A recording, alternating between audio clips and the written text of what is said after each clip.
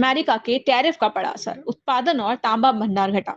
चीन की अर्थव्यवस्था पर अमेरिका के टैरिफ का बड़ा असर दिखने लगा है। वर्षों से जारी व्यापार युद्ध के बीच पूर्व अमेरिकी राष्ट्रपति डोनाल्ड ट्रंप द्वारा लगाए गए भारी भरकम टैरिफ ने चीन की औद्योगिक गतिविधियों को प्रभावित किया है। चीन की औद्योगिक सेहत को मापने वाले पीएमआई अप्रैल 2025 में 49 पर आ गया, जो मार्च में 50.5 पर था। ये संकेत देता है कि अमेरिकी टैरिफ चीन की अर्थव्यवस्था पर धारा है। चीन के तांबे के भंडार की कमी और नए संभावित टैरिफ के भय से उद्योग विशेषज्ञों का कहना है कि चीन का तांबा जून तक खत्म हो सकता है। भारत ने पाकिस्तान से आयात निर्यात पूरी तरह से बंद किया।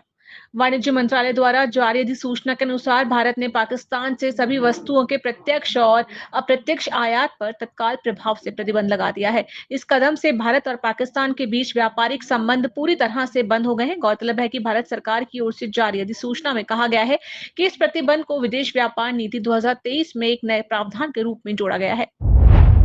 जीएसटी कलेक्शन में छत्तीसगढ़ ने उल्लेखनीय उपलब्धि हासिल की।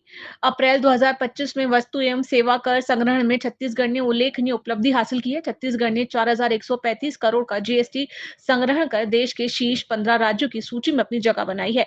जीएसटी संग्रहण के मामले में छत्तीसगढ़ ने केरल, पंजाब, बिहार और खनिज संसाधन से भरपूर झारखंड जैसे राज्यों को भी पीछे छोड़ दिया है। राज्यों में इस आर्थिक प्रगति को लेकर विशेषज्ञों का मानना है कि ये उपलब्धि छत्तीसगढ़ सरकार द्वारा व्यापार और उद्योग क्षेत्र में किए गए सशक्त सुधारों का प्रतिफल है। आरबीआई ने 4 बैंकों पर लगाया जुर्माना।